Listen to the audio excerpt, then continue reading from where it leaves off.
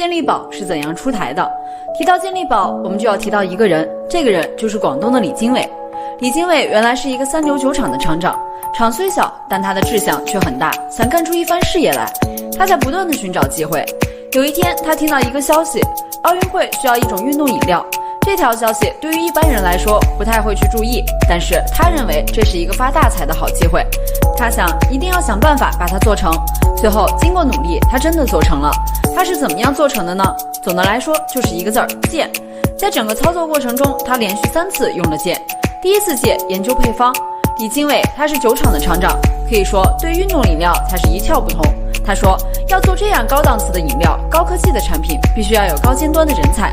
凭我李经纬一个人的能力是做不成的，怎么办？必须要去找一个懂行的人。结果他找到了广东体育科研所的欧阳笑，他对欧阳笑说，我们来搞个合作，你研究这个饮料的配方，我组织生产，负责营销，利润咱们分成。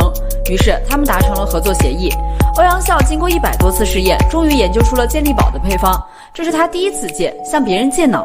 第二次戒，市场推广。产品配方出来了，如何推向市场呢？李经纬有一个套路，因为是运动饮料，首先就必须进入体育运动会，再由运动会来推向市场。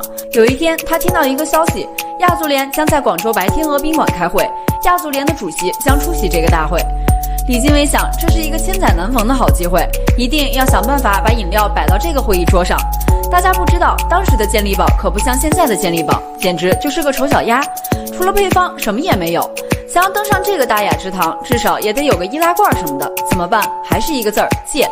他跑到深圳百事可乐厂借了一些空罐子，然后灌上配好的健力宝，再贴上标签，通过关系就摆上了亚足联的会议桌上。同时，李经纬请了一个摄影记者帮忙，跟他面授机宜。记者心有灵犀一点通，记者守在亚足联主席的旁边，眼睛紧紧地盯着他的一举一动。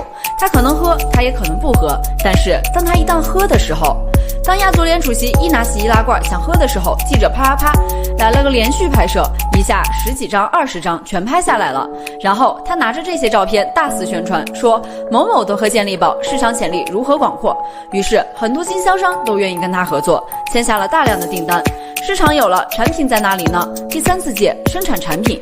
要生产健力宝可不是一件简单的事儿，引进一条生产线要几千万，要有厂房，要有工人、管理人员、原材料购进等。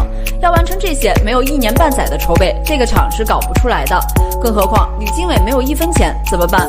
他还是戒。怎么戒？他采取集约化经营的方式。什么是集约化经营？简单的说，就是他选中一个饮料厂去加工，按照他的配方要求进行加工，加工好以后贴上健力宝的标签，等经销商付了钱以后再付加工费。